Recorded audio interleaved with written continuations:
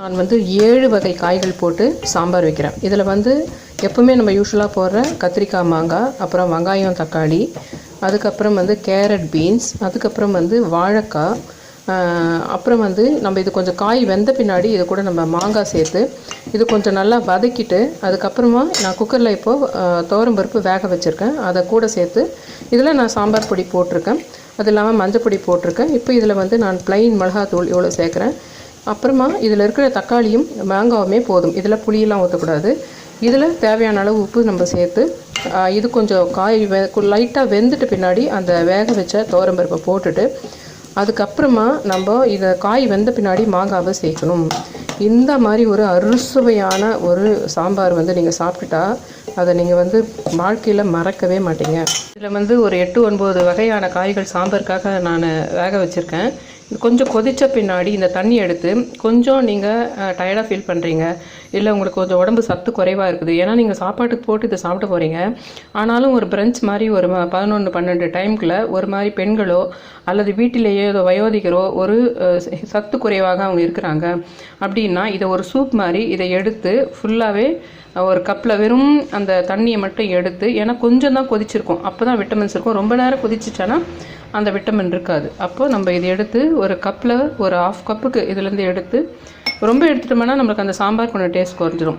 இது இந்த மாதிரி ஏதாவது இப்போ வந்து நான் எதுக்கு இதை எடுக்கிறேன்னா, நேற்று ஃபுல்லு நான் வந்து ஏகாதசி விரதம் சுத்தமாக எதுவுமே சாப்பிடாமல் இருந்தேன். இப்போ நான் ரொம்ப டயர்டாக, எனக்கு டயபெட்டிக் இருக்குது, நான் ரொம்ப டயர்டாக ஃபீல் பண்ணுறேன் இப்போ நான். அதனால் இப்போ இந்த ஏற்கனவே 9 காய் போட்டிருக்கேன். அதனால் நான் என்ன தான் எடுத்தாலும் அதில் வந்து பெருசாக ஒன்றும் விட்டமின் குறைய போடுறது. இது கூட வேக வச்ச இந்த துவரம் பருப்பை சேர்த்து மிக்ஸ் பண்ண நான் வந்து இது கொஞ்சம் நல்லா வெந்து இன்னும் கூட கொஞ்சம் காய் வெந்த பின்னாடி தான் மாங்காய் பீட்ஸை சேர்த்து அதுவும் சேர்த்து கொதித்த பின்னாடி இதுக்கு நான் சைடாக இப்போது உருளைக்கிழங்கு ஃப்ரை பண்ண போகிறேன். எந்த தாளிப்பும் கிடையாது, வெங்காயம் புளி எதுவும் கிடையாது. அப்படி ஒரு வெங்காயம் இது பொட்டேட்டோ ரெசிபி ஒன்று பண்ண போகிறேன்.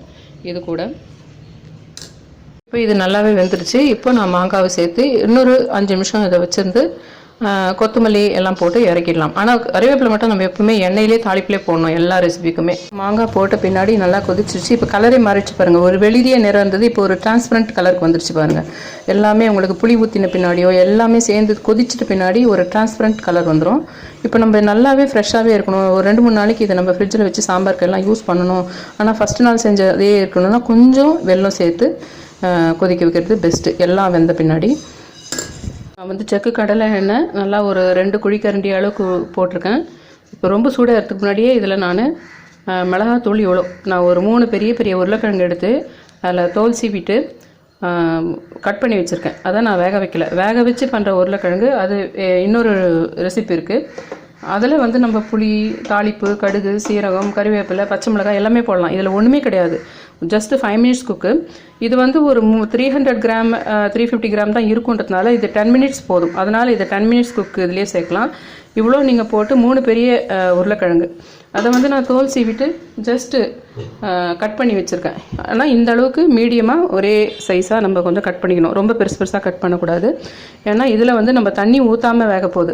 இதில் கடுகு சீரகம் கிடையாது, வெங்காயம் கிடையாது, புளி கிடையாது, எதுவுமே கிடையாது. வெறும் மிளகாத்தூள், உப்புத்தூள், கொஞ்சம் கூடுதலான செக்கு கடலை எண்ணெயோ அல்லது நீங்கள் யூஸ் பண்ணுற குக்கிங் ஆயில். இதுக்கு நம்ம யூஸ் பண்ணுற கரண்டி தான் முக்கியம். இந்த மாதிரி தட்டையான பேன் தான் இருக்கணும்.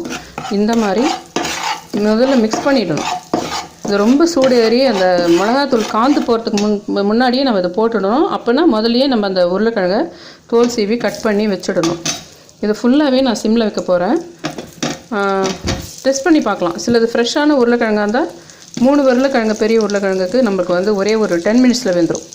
நான் எந்த அளவுக்கு நம்ம உருளைக்கிழங்கை கூட சேர்க்குறோமோ அந்த அளவுக்கு கூட டைமிங் வந்து சிம்மில் வச்சு நடுவில் அப் அண்ட் டவுன் பரட்டி விட்டு சமமாக பரட்டணும். இது வந்து தட்டையான இந்த மாதிரி ஒரு பேனில் தான் போட்டு கொஞ்சம் நான்ஸ்டிக் மாதிரி இதில் கிரானைட் கோட்டட் இருக்கிற மாதிரி வாங்கணும். இந்த டஃப்லா கோட்டிங் இல்லாமல் கிரானைட் கோட்டிங் இருக்கிற பேன்ஸ் வாங்கினீங்கன்னா பெஸ்ட்டு.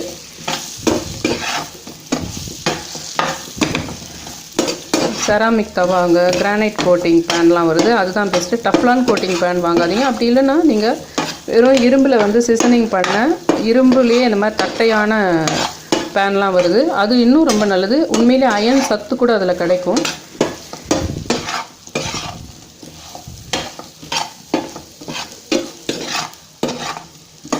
இந்த இந்த மாதிரி நல்லா உப்பும் இந்த மிளகாத்தூளும் மிக்ஸ் ஆன பின்னாடி ஃபஸ்ட்டே உப்பு மிளகாத்தூள் போட்டு அது நல்லா மிக்ஸ் ஆன பின்னாடி தான் இந்த உருளைக்கிழங்கு அதை போட்டு அது 4 பக்கமும் படுற மாதிரி போட்டு இதை நான் மூடி வச்சு ஃபுல் கம்ப்ளீட்டாக மூடுற மாதிரி ஒரு பிளேட் போட்டு சிம்மில் வச்சுட்டு போயிடுவேன். இதில் தண்ணியெல்லாம் ஊற்றக்கூடாது.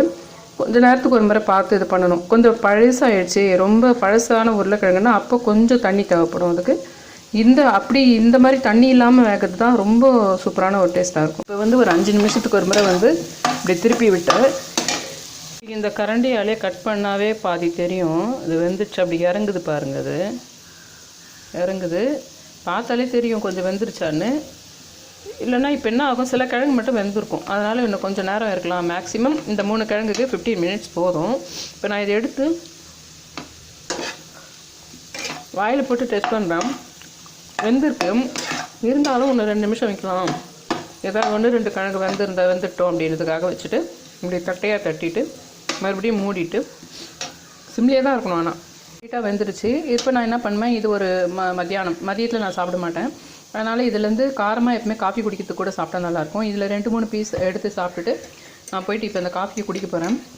இந்த மாதிரி நிறைய பெண்கள் வேலைக்கு போகிறவங்களோ அல்லது வீட்டில் இருக்கிறவங்களோ அல்லது வயசானவங்களோ அல்லது புதுசாக கல்யாணவங்க யாராக இருந்தாலும் சில விஷயங்களை அதை நம்ம என்ஜாய் பண்ணி தான் ஆகணும். ஏன்னா ஜென்ஸாகவே நீங்கள் பிறந்தாலும், பிரிட்டிஷ் அரண்மனையிலே பிறந்தாலும், இல்லை விவசாயியாக பிறந்தாலும் சில விஷயங்களை சில பேரால் தான் அனுபவிக்க முடியும். அப்படி இது தப்போ அப்படின்னு மென்ஷன் பண்ணாமல் அந்தந்த ஏரியாவில் யாருக்கு என்னென்ன வாய்க்குதோ அதை நம்ம யூஸ் பண்ணி தான் ஆகணும் அப்படின்றதுக்கும் சொல்கிறேன்.